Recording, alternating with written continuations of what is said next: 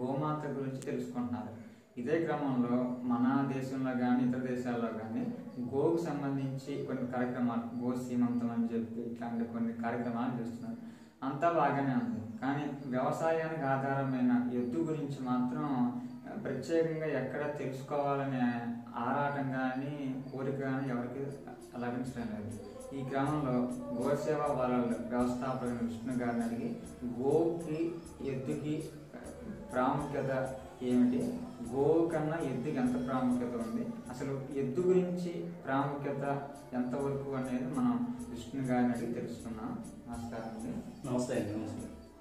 ఏంటి ఎద్దులు అందరూ, నేను కూడా అదే అనుకుంటా, రోజు గుడికి వెళ్తాను, మా ఇంటి పక్కనే గుడి ఉంది, గోశాల ఉంది, గుడికి వెళ్తాను, దండం పెట్టుకుంటాను. ఇలా నాలాగా చాలా మంది ఎంతోమంది గోవు గురించి మాట్లాడుకుంటాను, అంటే ఎద్దు గురించి మాట్లాడుకోవట్లేదు.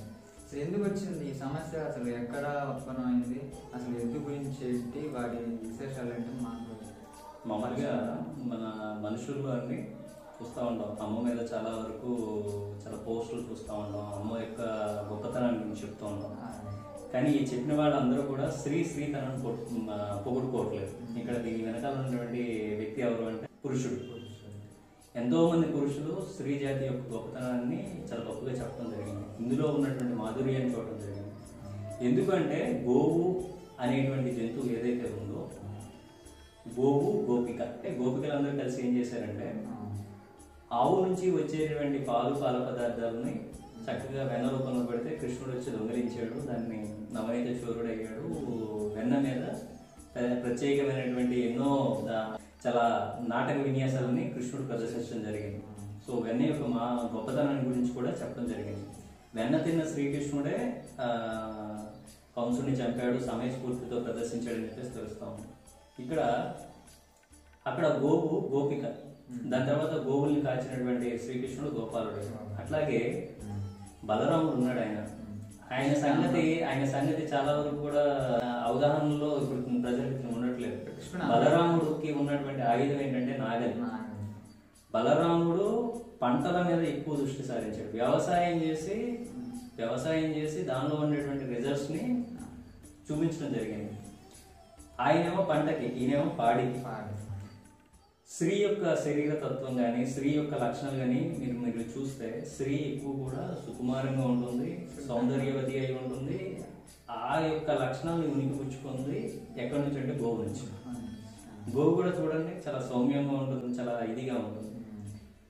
రైతు అనేటువంటి వ్యక్తి ఎద్దులతోటి సావాసం చేసినప్పుడు ఎద్దుల నుంచి రైతు నేర్చుకుంది ఏంటి అంటే, దాని మూత్రం నుంచి వచ్చేటువంటి దాని తర్వాత ఆ పేడ నుంచి వచ్చేటువంటి హార్మోన్స్ ఏవైతే ఉన్నాయో రైతు మీద ప్రభావం చూపేది.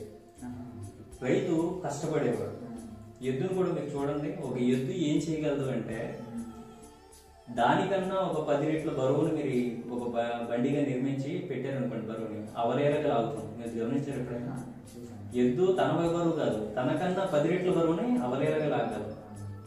ఒక 2 ఎద్దులు మనం బండి కట్టినప్పుడు, అంటే ఈక్వల్ గా ట్రాక్టర్ ఎలా అయితే పనిచేస్తుందో ట్రాక్టర్ లో ఉన్నటువంటి వెయిట్ ని సగానికి సగం వెయిట్ ని ఎద్దులు కూడా లాగగలవు అని చెప్పేసి ఆనాడు మన రైతులు ఎద్దుల్ని తన వెంట ఉంచుకునేవారు.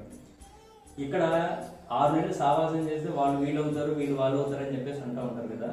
మీరు గమనిస్తే ఒక యజమాని ఏదైతే చెబుతాడో దాన్ని తూచా తప్పకుండా పాటిస్తుంది ఎద్దు. అప్పట్లో మన గ్రామంలో రైతులకు ఒక యజమాని ఉండేవాడు. ఒక గ్రామంలో ఒక రోడ్డుకి ఒక యజమాని ఉండేవాడు అనుకోండి. ఆ గ్రామ పెద్దగా ఆయన చెప్పినటువంటి విషయాన్ని తూచా తప్పకుండా రైతులు పాటించేవాడు. అంటే ఒక ఎద్దు ఎలా కష్టపడి పనిచేస్తుందో, ఎలా నమ్మినటువంటి బంటుగా ఉంటుందో, అట్లాగే రైతులు కూడా ఒక యజమానికి అట్లాగే ఉండేవాడు. ఇప్పుడు ఆ ఎద్దుతో సావాసం అనేది బ్రేకప్ అయిపోయింది. ఈ రోజు ఎవరో కష్టపడాలంటే ఇష్టపడలేదు. ఇంతకుముందు సావాసం ఎట్లా చేసేవాళ్ళంటే గొడ్ల సాగులో టైం ఎక్కువ స్పెండ్ చేసేవాళ్ళు, తెలుసో తెలియదు. అక్కడ వ్యాప్తి చేసినటువంటి ఎద్దు యొక్క మూత్రం కానివ్వండి, ఎద్దు యొక్క పేడ కానివ్వండి, ఇవన్నీ కూడా రైతు మీద ప్రభావితం చూపి రైతు అసలు బండి కడదాం అనేటువంటి ఆలోచన ఎట్లా వచ్చిందని మీకు తెలిస్తే చాలా మంది ఆశ్చర్యపోతారు. ఇంతకుముందు మనకి చుట్టుపక్కల వాతావరణం కూడా పచ్చిక బయట ఉండేది. అంటే అరణ్య ప్రాంతంలో ఎక్కువ స్టే చేసేవాడు. ఈ ఊరు నుంచి ఆ ఊరికి, ఆ ఊరు నుంచి ఈ ఊరికి ఎక్కువ ట్రావెల్ అవుతూ ఉండేవాడు. ఒక ఊళ్ళో ఏదైనా ప్రమాదం వచ్చిందంటే ఇంకొక ఊరికి షిఫ్ట్ అయిపోతుంటారు. ఆ షిఫ్ట్ అయిపోతున్నటువంటి క్రమంలో వాళ్ళకు ఉన్నటువంటి మూగజీవాలు ఏవైతే ఉంటే వాటిని కూడా తీసుకెళ్తూ ఉంటారు. ఆ తీసుకెళ్తున్నటువంటి దానిలో ఏం జరిగిందంటే ఒకసారి ఎద్దులను కూడా తన వెంట, అంటే ముందు రైతు ఉండేవాడు, తన వెనకాల ఎద్దు ఉండేది, ఏదో తాడి కొట్టుకుని అట్లా గుంజుకుని తీసుకెళ్తా ఉంటాడు.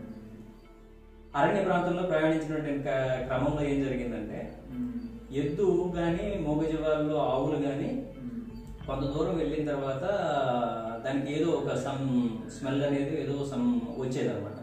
నడక వేయటం మానేసేసేసి అట్లాగే నుంచుండిపోయి మొరాయించి ఇదేంటి అని చెప్పేసి అనుకున్నటువంటి క్రమంలో కొన్ని క్షణాల వ్యవధిలో ఏదో ఒక పులి కానీ సింహం కానీ అటాక్ చేసేది. ఇది రైతు పసిగట్టలేకపోయాడు, కానీ ఇక్కడ ఉన్నటువంటి మూగజీవి ఎద్దు కానివ్వండి ఆవు కానీ కనిపెట్టింది. ఎట్లా కనిపెట్టిందంటే దీని వెనకాల ఉన్నటువంటి రీజన్,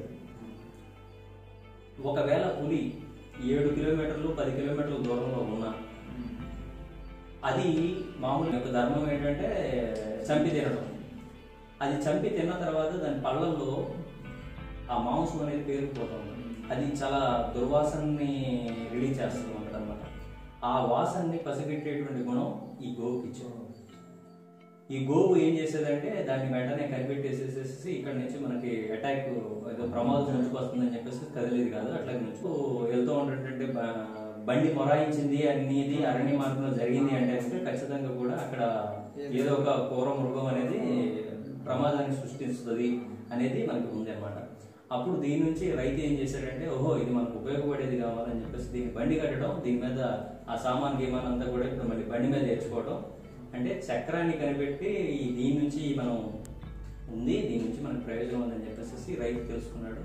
దాని తర్వాత నుంచి ఆ తెలుసుకున్నదే క్రమంగా పంటలో పెట్టుకున్నాడు, నాగులు దున్నించడం, దాని తర్వాత విత్తనాలు జిమ్మించడం, దాని తర్వాత అన్ని రకాలుగా పంట మొదలు పెట్టిన కాడి నుంచి చివరి వరకు కూడా నిరంతరం శ్రమపడే జీవి ఏదైనా ఉందంటే ఎద్దులు. ఇప్పుడు ఆ ఎద్దుల్ని రైతు కాదనుకుని యాంత్రికంగా వచ్చేటువంటి వాటి మీద ఆధారపడటం కారణం చేత భూమి యొక్క సహజతత్వం కూడా కోల్పోయినట్టు. అంతకుముందు భూమి ఎట్లా ఉండేదంటే స్పాంజ్ లాగా ఉండేది, ఇప్పుడు కాంక్రీట్ లాగా ఉండడానికి కారణం ఏంటంటే యాంత్రికంగా వచ్చేటువంటి అన్నిటిని కూడా తీసుకొచ్చి మనం ఇందులో పెట్టడం. ఇప్పుడు అంతా కూడా శ్రమ అంతా కూడా డబుల్ అయిపోయింది, డబుల్ కాదు ట్రిబుల్ కూడా అయిపోతుంది. సో ఈ పరిస్థితుల్లో మార్పు రావాలంటే కనుక ఖచ్చితంగా రైతు ఎద్దులతో పెట్టుకుని వ్యవసాయం చేయాలి. దీనికి ముఖ్యంగా ఐన్స్టీన్ మన దేశం విజిట్ చేశాడండి. ఆయన గొప్ప సైంటిస్ట్.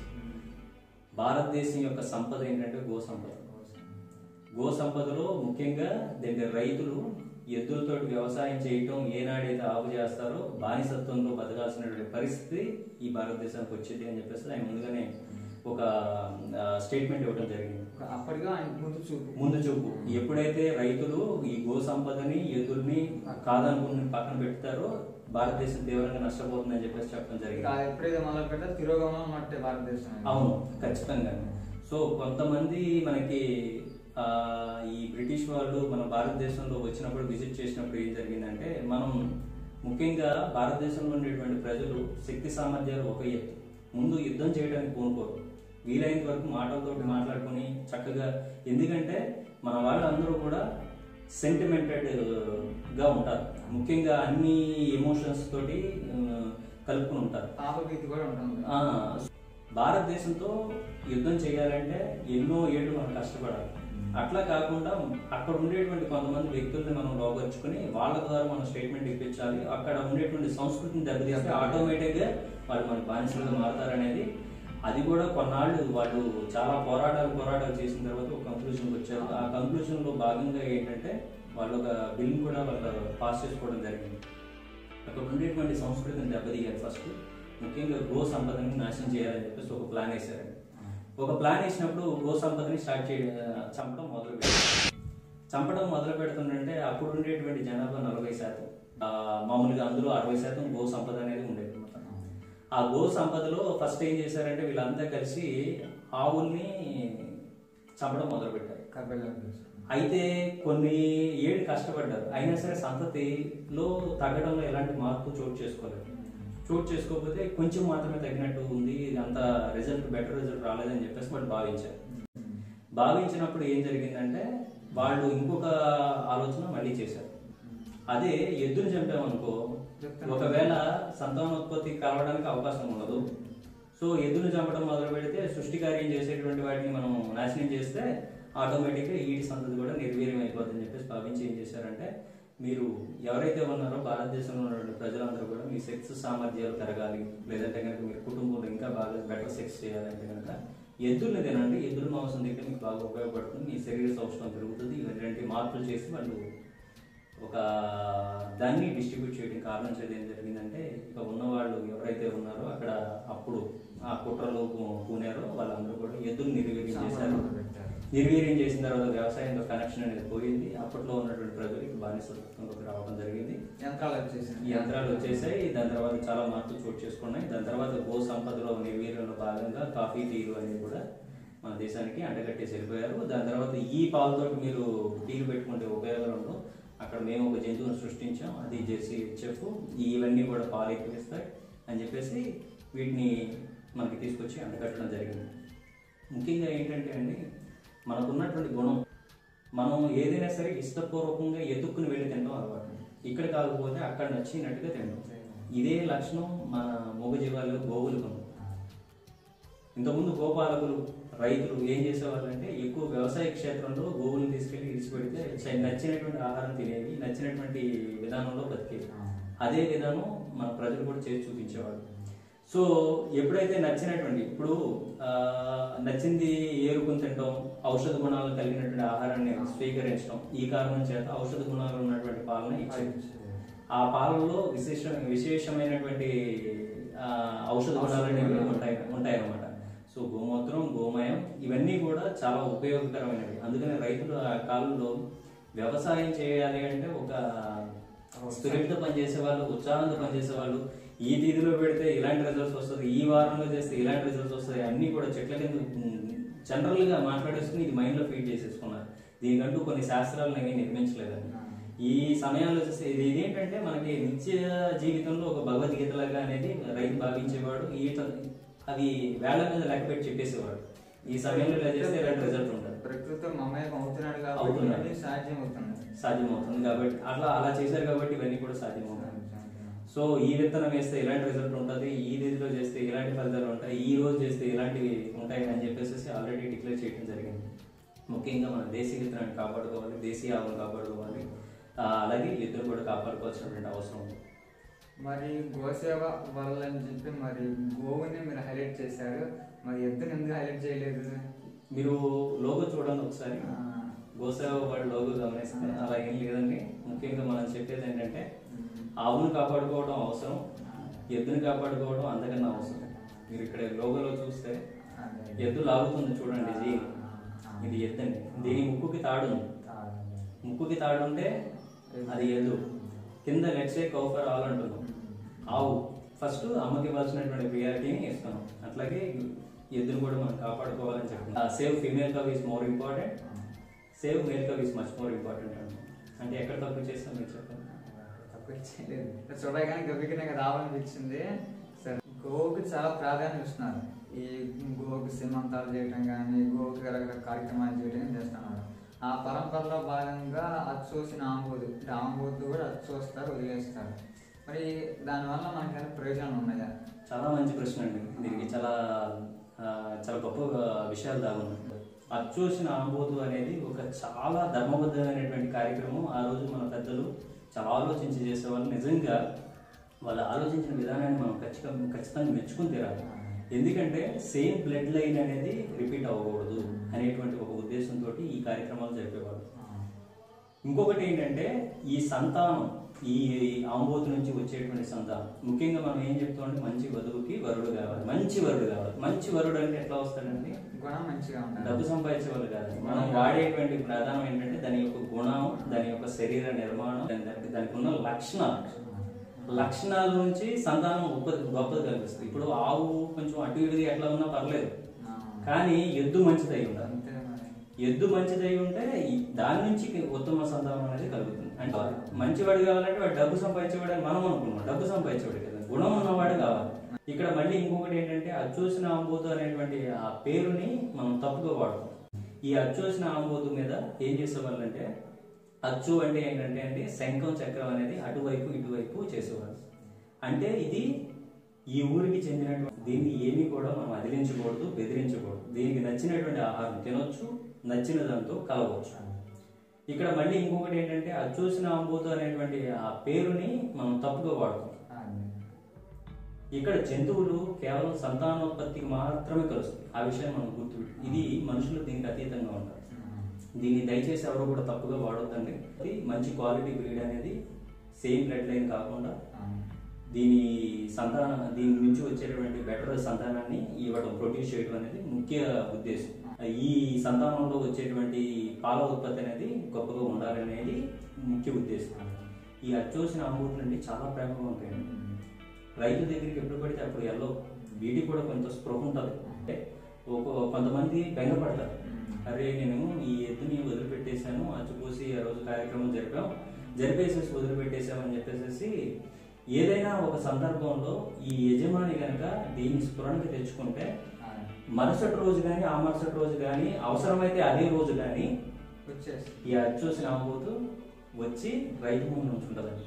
ఒకసారి నా మిత్రుడు ఒక ఆయన చెప్పుకొచ్చాడు, ఈ అచ్చుకోసినటువంటి ఆంబోతు మీద రైతు ఎంతో కొంత మమకారాన్ని పెంచుకుంటాడు. మమకారాన్ని పెంచుకున్నప్పుడు ఏదైనా ఒక సందర్భంలో అరే రాముడు నువ్వు లేవంటరా అని చెప్పేసి దానికి ఒక పేరు, చక్కని పేరు పెట్టుకుంటా ఉంటారు. రాముడనో, భీముడనో, లేదంటే లక్ష్మణుడనో ఇట్లాంటి పేర్లు పెట్టుకుంటారు. ఏదైనా ఒక సందర్భంలో ఈ రైతు గుర్తుకు తెచ్చుకుంటాడు. గుర్తుకు తెచ్చుకుంటే తడువుగా అదే రోజైనా వచ్చేస్తుంది, లేదంటే మరుసటి రోజైనా వస్తుంది, మరుసటి రోజైనా వస్తుంది. నా మిత్రుడు ఇలాగే వాళ్ళ కుటుంబంలో ధర్మబద్ధంగా ఈ కార్యక్రమం చేసినప్పుడు ఆ పెద్ద ఆయన వాళ్ళకి పడక కుర్చీలోనే ఉంటాయి, చక్కగా బొమ్మ దగ్గర చేయించుకుంటారు. ఆయన అలాగా రిలాక్స్ గా దండి పడుకున్నాడు.